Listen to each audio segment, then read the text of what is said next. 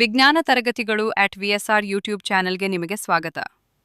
Video ನೋಡೋಕ್ಕೂ ಮುಂಚೆ channel ಅನ್ನು ಸಬ್ಸ್ಕ್ರೈಬ್ ಮಾಡಿ ಮತ್ತು ಲೈಕ್ ಮಾಡೋದನ್ನು ಮರೆಯಬೇಡಿ. ನಿಮ್ಮ ಲೈಕ್ಗಳು ಉತ್ತಮ ವಿಡಿಯೋಗಳನ್ನು ಮಾಡಲು ನಮಗೆ ಪ್ರೇರಣೆ ನೀಡುತ್ತವೆ. ಲೈಕ್ ಮಾಡ್ತೀರಾ ತಾನೇ? ಡಿಸ್ಕ್ರಿಪ್ಷನ್ನಲ್ಲಿ ಈ ವಿಡಿಯೋಗೆ ಸಂಬಂಧಪಟ್ಟ ಮಾಹಿತಿ ಇದೆ, ಡೌನ್ಲೋಡ್ ಮಾಡಿಕೊಳ್ಳಿ. ನಮಸ್ಕಾರ. ಬನ್ನಿ ಇವತ್ತು ಮಾತಾಡೋಣ ಆ ಒಂದು ಅದೃಶ್ಯ ಶಕ್ತಿ ಬಗ್ಗೆ. ಯಾವುದು ನಮ್ಮನ್ನೆಲ್ಲ ಭೂಮಿ ಮೇಲೆ ಹಿಡಿದಿಟ್ಟಿದೆ, ಗ್ರಹಗಳನ್ನ ಸೂರ್ಯನ ಸುತ್ತ ತಿರುಗುವ ಹಾಗೆ ಮಾಡ್ತಿದೆ ಅಂತ. ಹೌದು, ನಮ್ಮ ರೋಜಿನ ಜೀವನದಿಂದ ಹಿಡಿದು ಇಡೀ ಬ್ರಹ್ಮಾಂಡದ ಆಕಾರವನ್ನೇ ಕೊಟ್ಟಿರೋ ಆ ಶಕ್ತಿ, ಅದೇ ಗುರುತ್ವ. ಸರಿ, ಹಾಗಿದ್ರೆ ಒಂದು ಸಕ್ಕದ ಇಂಟ್ರೆಸ್ಟಿಂಗ್ ಪ್ರಶ್ನೆಯಿಂದ ಶುರು ಮಾಡೋಣ. ಏನಂದ್ರ, ಒಂದು ಸೇಬು ಮರದ ಕೆಳಗೆ ಬೀಳುತ್ತೆ, ಸರಿ, ಆದ್ರೆ ಆಕಾಶದಲ್ಲಿರೋ ಅಷ್ಟು ದೊಡ್ಡ ಚಂದ್ರ ಯಾಕೆ ಭೂಮಿ ಮೇಲೆ ಬಂದು ಬೀಳಲ್ಲ? ಈ ಪ್ರಶ್ನೆಗೆ ಉತ್ತರ ಗುರುತ್ವದ ಬೇಸಿಕ್ ಕಾನ್ಸೆಪ್ಟ್ನಲ್ಲಿದೆ. ಬನ್ನಿ ಈ ವಿಶ್ಲೇಷಣೆ ಮುಗಿಯುವಷ್ಟರಲ್ಲಿ ಇದಕ್ಕುತ್ತರ ಏನು ಅಂತ ನೋಡೇ ಬಿಡೋಣ. ಇದನ್ನ ಅರ್ಥ ಮಾಡ್ಕೊಳ್ಳೋಕೆ ನಮ್ಮ ಮೊದಲನೇ ಭಾಗಕ್ಕೆ ಹೋಗೋಣ. ಅದೇ ಗುರುತ್ವ, ಒಂದು ಸಾರ್ವತ್ರಿಕ ಶಕ್ತಿ. ಅಂದ್ರೆ ಏನ್ ಗೊತ್ತಾ? ನಮ್ಮನ್ನ ಭೂಮಿಗೆ ಅಂಟ್ಕೊಂಡಿರೋ ಹಾಗೆ ಮಾಡೋ ಫೋರ್ಸ್ ಇದೆಯಲ್ಲ, ಅದೇ ಫೋರ್ಸ್ ಆಕಾಶದಲ್ಲಿರೋ ಗ್ರಹಗಳನ್ನ ಅವುಗಳ ಜಾಗದಲ್ಲಿ ಹಿಡಿದಿಟ್ಟಿರೋದು. ಎರಡೂ ಬೇರೆ ಬೇರೆ ಅಲ್ಲ, ಎರಡೂ ಒಂದೇ.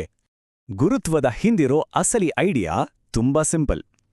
ಈ ಯೂನಿವರ್ಸಲ್ಲಿರೋ ಪ್ರತಿಯೊಂದು ವಸ್ತುನೂ ತನ್ನ ಕಡೆಗೆ ಸೆಳೆಯುತ್ತೆ. ಹೌದು, ನಾವು ಕೂಟಿರೋ ಕುರ್ಚಿ, ಕೈಯಲ್ಲಿರೋ ಫೋನ್, ಆಕಾಶದಲ್ಲಿ ಕಾಣೋ ನಕ್ಷತ್ರಗಳು, ಅಕ್ಷರಶಃ ಎಲ್ಲವೂ ಒಂದನ್ನೊಂದು ಸದಾ ಸೆಳೆಯುತ್ತಲೇ ಇರುತ್ತೆ. ಇದು ಗುರುತ್ವದ ಅತ್ಯಂತ ಬೇಸಿಕ್ ಆದ ಆದ್ರೆ ಅಷ್ಟೇ ಪವರ್ಫುಲ್ ಆದ ನಿಯಮ. ಹಾಗಿದ್ರೆ ಈ ಯೂನಿವರ್ಸಲ್ ಅಟ್ರಾಕ್ಷನ್ ಅನ್ನ ಒಂದು ಫಾರ್ಮುಲಾ ರೂಪದಲ್ಲಿ ಗೆಳೆದವರು ಯಾರು? ಇಲ್ಲೇ ನೋಡಿ ಎಂಟ್ರಿ ಕೊಡೋದು ಸರ್ ಐಸಾಕ್ ನ್ಯೂಟನ್. ಸೊ ನಮ್ಮ ಎರಡನೇ ಭಾಗ ನ್ಯೂಟನ್ ರವರ ಸಾರ್ವತ್ರಿಕ ಗುರುತ್ವ ನಿಯಮ. ನಿಜ ಹೇಳ್ಬೇಕಂದ್ರೆ ಇದು ಫಿಸಿಕ್ಸ್ ಹಿಸ್ಟ್ರಿಯಲ್ಲೇ ಒಂದು ದೊಡ್ಡ ಕ್ರಾಂತಿ. ಓಕೆ, ನ್ಯೂಟನ್ ನಿಯಮ ನೋಡಿದ ತಕ್ಷಣ ಸ್ವಲ್ಪ ಕಾಂಪ್ಲಿಕೇಟೆಡ್ ಅನ್ಸ್ಬಹುದು, ಆದರೆ ಅದರ ಒಳಗಿರೋ ವಿಷಯ ಇದೆಯಲ್ಲ, ಅದು ತುಂಬಾನೇ ಸಿಂಪಲ್. ಎರಡು ವಸ್ತುಗಳ ನಡುವೆ ಎಷ್ಟು ಅಟ್ರಾಕ್ಷನ್ ಫೋರ್ಸ್ ಇರುತ್ತೆ ಅನ್ನೋದು ಕೇವಲ ಎರಡು ವಿಷಯಗಳ ಮೇಲೆ ಡಿಪೆಂಡ್ ಆಗಿರುತ್ತೆ. ಒಂದು, ಆ ವಸ್ತುಗಳ ಮಾಸ್ ಅಂದ್ರೆ ರಾಶಿ ಎಷ್ಟು. ಎರಡು, ಅವುಗಳ ನಡುವೆ ಡಿಸ್ಟೆನ್ಸ್ ಅಂದ್ರೆ ಅಂತರ ಎಷ್ಟು. ಅಷ್ಟೇ, ಸಿಂಪಲ್ ಅಲ್ವಾ? ಮೊದಲನೇದಾಗಿ ರಾಶಿ ಅಂದ್ರೆ ಮಾಸ್ ಬಗ್ಗೆ ಮಾತಾಡೋಣ. ಮಾಸ್ ಅಂದ್ರೆ ಏನು? ಒಂದು ವಸ್ತುವಿನಲ್ಲಿರೋ ಒಟ್ಟು ಪದಾರ್ಥ ಅಷ್ಟೇ. ಸೊ ರೂಲ್ ಪ್ರಕಾರ ವಸ್ತುಗಳ ಮಾಸ್ ಜಾಸ್ತಿ ಆದ ಹಾಗೆ ಅವುಗಳ ನಡುವಿನ ಗ್ರಾವಿಟೇಷನಲ್ ಫೋರ್ಸ್ ಕೂಡ ಜಾಸ್ತಿ ಆಗುತ್ತೆ. ಅದಕ್ಕೆ ನೋಡಿ, ಭೂಮಿ ಅಟ್ರಾಕ್ಷನ್ ನಮಗೆ ಚೆನ್ನಾಗಿ ಫೀಲ್ ಆಗತ್ತೆ, ಯಾಕಂದ್ರೆ ಭೂಮಿ ಅಷ್ಟು ದೊಡ್ಡದಿದೆ. ಆದ್ರೆ ನಮ್ಮ ಪಕ್ಕದಲ್ಲಿರೋ ಇನ್ನೊಂದು ಚಿಕ್ಕ ವಸ್ತುವಿನ ಅಟ್ರಾಕ್ಷನ್ ನಮಗೆ ಗೊತ್ತೇ ಆಗಲ್ಲ. ಈಗ ಎರಡನೇ ಪಾಯಿಂಟ್ಗೆ ಬರೋಣ. ಅದು ಡಿಸ್ಟೆನ್ಸ್ ಅಂದ್ರೆ ಅಂತರ. ಇದು ಸ್ವಲ್ಪ ಉಲ್ಟಾ ಕೆಲಸ ಮಾಡುತ್ತೆ. ಎರಡು ವಸ್ತುಗಳ ನಡುವೆ ಡಿಸ್ಟೆನ್ಸ್ ಜಾಸ್ತಿ ಆದ ಹಾಗೆ ಅವುಗಳ ನಡುವಿನ ಗ್ರಾವಿಟಿ ಫೋರ್ಸ್ ಕಡಿಮೆ ಆಗ್ತಾ ಹೋಗುತ್ತೆ. ಇದನ್ನ ಹೀಗೆ ಯೋಚನೆ ಮಾಡಿ. ಒಂದು ಕ್ಯಾಂಡಲ್ ಹಚ್ಚಿಟ್ಟಿದ್ದೀವಿ ಅಂತ ಅನ್ಕೊಳ್ಳಿ. ನಾವು ಅದರಿಂದ ದೂರ ಹೋದ ಹಾಗೆ ಅದರ ಬೆಳಕು ಡಿಮ್ ಆಗುತ್ತೆ ಅಲ್ವಾ? ಗ್ರಾವಿಟಿನೂ ಹಾಗೇನೆ. ಆದರೆ ಇದು ಸುಮ್ಮನೆ ಕಡಿಮೆ ಆಗಲ್ಲ, ಡಿಸ್ಟೆನ್ಸ್ನ ಸ್ಕ್ವೇರ್ಗೆ ತಕ್ಕಂತೆ, ಅಂದ್ರೆ ತುಂಬಾನೇ ಫಾಸ್ಟ್ ಆಗಿ ವೀಕ್ ಆಗುತ್ತೆ. ಸರಿ, ಈ ಯೂನಿವರ್ಸಲ್ ಲಾ ಎಲ್ಲ ಆಯ್ತು. ಈಗ ನಮ್ಮ ಮನೆಗೆ ಅಂದ್ರೆ ಭೂಮಿಗೆ ವಾಪಸ್ ಬರೋಣ. ನಮ್ಮ ಮೂರನೇ ಭಾಗ, ಭೂಮಿಯ ಮೇಲಿನ ಗುರುತ್ವ. ಇದು ನಮ್ಮ ಮೇಲೆ ಹೇಗೆಲ್ಲ ಎಫೆಕ್ಟ್ ಮಾಡುತ್ತೆ ಅಂತ ನೋಡೋಣ. ಇಲ್ಲಿ ಎರಡು ಕಾನ್ಸೆಪ್ಟ್ಗಳನ್ನ ಕ್ಲಿಯರ್ ಮಾಡ್ಕೊಳ್ಳೋದು ತುಂಬಾ ಇಂಪಾರ್ಟೆಂಟ್. ಒಂದು ಕ್ಯಾಪಿಟಲ್ ಜಿ, ಇನ್ನೊಂದು ಸ್ಮಾಲ್ ಜಿ. ಕ್ಯಾಪಿಟಲ್ ಜಿ ಇದೆಯಲ್ಲ, ಅದು ಯೂನಿವರ್ಸಲ್ ಕಾನ್ಸ್ಟೆಂಟ್. ಅಂದರೆ ಅದರ ವ್ಯಾಲ್ಯೂ ಇಡೀ ಬ್ರಹ್ಮಾಂಡದಲ್ಲಿ ಎಲ್ಲೇ ಹೋದ್ರೂ ಒಂದೇ ಥರ ಇರುತ್ತೆ. ಆದರೆ ಸ್ಮಾಲ್ ಜಿ ಇದೆಯಲ್ಲ, ಅದು ಆಯಾ ಗ್ರಹದ ಮೇಲೆ ಡಿಪೆಂಡ್ ಆಗಿರುತ್ತೆ. ಇದು ಆ ಗ್ರಹದ ಮಾಸ್ ಮತ್ತೆ ಸೈಜ್ ಮೇಲೆ ನಿಂತಿರುತ್ತೆ. ಅದಕ್ಕೆ ಭೂಮಿಯ ಜಿ ಬೇರೆ, ಚಂದ್ರನ ಜಿ ಬೇರೆ. ನಮ್ಮ ಭೂಮಿ ಮೇಲೆ ಈ ಜಿಯ ವ್ಯಾಲ್ಯೂ ಸುಮಾರು 9.8 ಮೀಟರ್ ಪರ್ ಸೆಕೆಂಡ್ ಸ್ಕ್ವೇರ್. ಇದರ ಅರ್ಥ ಏನು ಗೊತ್ತಾ? ಸಿಂಪಲ್ ಆಗಿ ಹೇಳೋದಾದ್ರೆ, ಗಾಳಿಯ ತಡೆ ಇಲ್ದ ಜಾಗದಲ್ಲಿ ಒಂದು ವಸ್ತುವು ಕೆಳಗೆ ಬೀಳ್ಬೇಕಾದ್ರೆ ಪ್ರತಿ ಸೆಕೆಂಡಿಗೂ ಅದರ ಸ್ಪೀಡ್ 9.8 ಮೀಟರ್ಸ್ನಷ್ಟು ಜಾಸ್ತಿ ಆಗ್ತಾ ಹೋಗುತ್ತೆ. ಅದಕ್ಕೆ ನೋಡಿ, ಒಂದು ವ್ಯಾಕ್ಯೂಮ್ನಲ್ಲಿ ಒಂದು ಹಕ್ಕಿಯ ಗರಿ ಮತ್ತೆ ಒಂದು ದೊಡ್ಡ ಕಲ್ಲು ಎರಡನ್ನೂ ಒಂದೇ ಸರಿ ಕೆಳಗೆ ಬಿಟ್ರೆ ಅವು ಒಂದೇ ಟೈಮಿಗೆ ನೆಲಕ್ಕೆ ಬೀಳುತ್ತೆ. ಅಮೇಝಿಂಗ್ ಅಲ್ವಾ? ಓಕೆ, ಈ ಜಿ ಕಾನ್ಸೆಪ್ಟಿಂದ ನಮಗೆ ಇನ್ನೊಂದು ಕನ್ಫ್ಯೂಸಿಂಗ್ ವಿಷಯ ಕ್ಲಿಯರ್ ಆಗುತ್ತೆ. ಅದೇ ನಮ್ಮ ನಾಲ್ಕನೇ ಭಾಗ, ರಾಶಿ ಮತ್ತು ತೂಕ, ಅಂದ್ರೆ ಮಾಸ್ ಮತ್ತು ವೇಟ್. ನಾವು ಮಾಮೂಲಿಗೆ ಮಾತಾಡಬೇಕಾದ್ರೆ ಎರಡನ್ನೂ ಒಂದೇ ಅನ್ನೋ ಹಾಗೆ ಬಳಸ್ಬಿಡ್ತೀವಿ.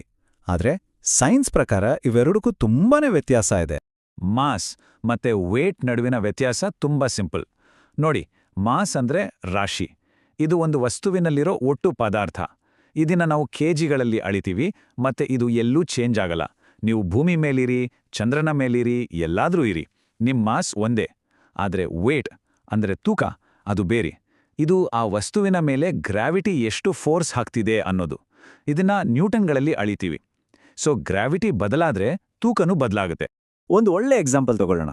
ಈಗ 60 kg ಮಾಸ್ ಇರೋ ಒಬ್ಬ ವ್ಯಕ್ತಿ ಇದ್ದಾರೆ ಅಂತ ಅಂದುಕೊಳ್ಳಿ. ಭೂಮಿ ಮೇಲೆ ಅವರ ವೇಟ್ ಸುಮಾರು 588 ನ್ಯೂಟನ್ ಆಗುತ್ತೆ. ಆದ್ರೆ ಅದೇ ವ್ಯಕ್ತಿ ಚಂದ್ರನ ಮೇಲೆ ಹೋದ್ರೆ ಅಲ್ಲಿ ಗ್ರಾವಿಟಿ ಭೂಮಿಗಿಂತ 1/6 ಭಾಗದಷ್ಟು ಮಾತ್ರ ಇರೋದ್ರಿಂದ ಅವರ ಮಾಸ್ 60 kgನೇ ಇರುತ್ತೆ, ಚೇಂಜ್ ಆಗಲ್ಲ. ಆದ್ರೆ ಅವರ ವೇಟ್ ಕೇವಲ 98 ನ್ಯೂಟನ್ ಆಗಿರುತ್ತೆ. ಅಂದ್ರೆ ಅವರಿಗೆ ಏಕ್ದಮ್ ಹಗುರ ಅನ್ಸುತ್ತೆ. ಹಾಗಿದ್ರೆ ಗ್ರಾವಿಟಿ ಅಂದ್ರೆ ಬರೀ ವಸ್ತುಗಳನ್ನ ಕೆಳಗೆ ಬೀಳಿಸೋದು ಅಷ್ಟೇನಾ? ಖಂಡಿತ ಇಲ್ಲ. ಅದರ ಕೆಲಸ ಇದಕ್ಕಿಂತ ಎಷ್ಟೋ ದೊಡ್ಡದು. ಅದನ್ನೇ ನಾವು ನಮ್ಮ ಕೊನೆಯ ಭಾಗದಲ್ಲಿ ನೋಡೋದು, ಬ್ರಹ್ಮಾಂಡದ ಬಂಧ. ಇಲ್ಲಿ ನಮ್ಗೆ ಗ್ರಾವಿಟಿಯ ನಿಜವಾದ ಗ್ರ್ಯಾಂಡ್ನೆಸ್ ಗೊತ್ತಾಗತ್ತೆ. ಗ್ರಾವಿಟಿಯೇ ಬ್ರಹ್ಮಾಂಡದ ವಾಸ್ತುಶಿಲ್ಪಿ. ಈ ಮಾತು ಅಕ್ಷರಶಃ ಸತ್ಯ. ಯೋಚನೆ ಮಾಡಿ, ಕೋಟ್ಯಾಂತರ ವರ್ಷಗಳಿಂದ ಈ ಕಾಣದ ಶಕ್ತಿ ಇದೆಯಲ್ಲ, ಇದೇ ನಮ್ಮ ಯೂನಿವರ್ಸ್ನ ಒಂದೊಂದು ಭಾಗವನ್ನು ನಿಧಾನವಾಗಿ ಪಕ್ಕ ಪ್ಲಾನ್ ಮಾಡಿ ಕಟ್ಟಿದೆ. ಇದರ ಎಫೆಕ್ಟ್ಸ್ ಎಲ್ಲಿಲ್ಲ ಹೇಳಿ. ನಮ್ಮ ಭೂಮಿಯ ಸಮುದ್ರದಲ್ಲಿ ಬರೋ ಅಲೆಗಳಿಂದ ಹಿಡಿದು ಸೂರ್ಯನ ಸುತ್ತ ಗ್ರಹಗಳು ತಮ್ಮದೇ ಆದ ದಾರಿಯಲ್ಲಿ ಸುತ್ತೋವರೆಗೂ ಎಲ್ಲವೂ ಗ್ರಾವಿಟಿಯ ಕಂಟ್ರೋಲ್ನಲ್ಲೇ ಇರೋದು. ಅಷ್ಟೇ ಯಾಕೆ, ದೊಡ್ಡ ದೊಡ್ಡ ನಕ್ಷತ್ರಗಳು ಹುಟ್ಟೋಕೆ, ನಮ್ಮ ಮಿಲ್ಕಿವೇ ತರಹದ ಗ್ಯಾಲಕ್ಸಿಗಳು ಉರುವಾಗೋಕೆ ಎಲ್ಲದಕ್ಕೂ ಕಾರಣ ಇದೇ ಗುರುತ್ವ. ಕೊನೆಗೆ ಹೇಳೋದಾದ್ರೆ, ಇಡೀ ಯೂನಿವರ್ಸ್ನ ಸ್ಟ್ರಕ್ಚರನ್ನೇ ಡಿಸೈಡ್ ಮಾಡೋದು ಇದೇ ಶಕ್ತಿ. ಸರಿ, ನಾವು ಶುರು ಮಾಡಿದ ಪ್ರಶ್ನೆಗೆ ವಾಪಸ್ ಬರೋಣ. ಚಂದ್ರ ಯಾಕೆ ಭೂಮಿ ಮೇಲೆ ಬೀಳಲ್ಲ? ಯಾಕಂದ್ರೆ ಅದು ನಿರಂತರವಾಗಿ ಭೂಮಿಯ ಕಡೆಗೆ ಬೀಳುತ್ತಾನೇ ಇದೆ. ಆದರೆ ಅದರ ಸೈಡ್ಗೆ ಹೋಗೋ ಸ್ಪೀಡ್ ಇದೆಯಲ್ಲ, ಅದು ಭೂಮಿಗೆ ಅಪಳಿಸದ ಹಾಗೆ ಅದನ್ನ ಒಂದು ಕಕ್ಷೆಯಲ್ಲಿ ಅಂದ್ರೆ ಆರ್ಬಿಟ್ನಲ್ಲಿ ಇಟ್ಟಿದೆ. ಸೊ ಈ ಉತ್ತರದಿಂದ ನಮಗೆ ಇನ್ನೊಂದು ದೊಡ್ಡ ಪ್ರಶ್ನೆ ಹುಟ್ಕೊಳ್ಳುತ್ತೆ. ಗ್ರಾವಿಟಿ ಎಲ್ಲವನ್ನೂ ಒಂದಕ್ಕೊಂದು ಹತ್ತಿರ ಸೆಳೆಯುತ್ತಾ ಇದ್ರೆ ನಮ್ಮ ಯೂನಿವರ್ಸ್ ಯಾಕೆ ವಿಸ್ತಾರ ಆಗ್ತಾ ಇದೆ, ಯಾಕೆ ದೂರ ದೂರ ಹೋಗ್ತಿದೆ? ಇದು ಇವತ್ತಿನ ಮಾಡರ್ನ್ ಫಿಸಿಕ್ಸ್ನ ಅತಿದೊಡ್ಡ ಮಿಸ್ಟ್ರಿಗಳಲ್ಲಿ ಒಂದು. ಬಹುಶಃ ನಮ್ಮ ಮುಂದಿನ ಚರ್ಚೆಗೆ ಇದೊಂದು ಒಳ್ಳೆ ಟಾಪಿಕ್ ಆಗ್ಬಹುದು. ಇದರ ಬಗ್ಗೆ ಯೋಚನೆ ಮಾಡ್ತಾ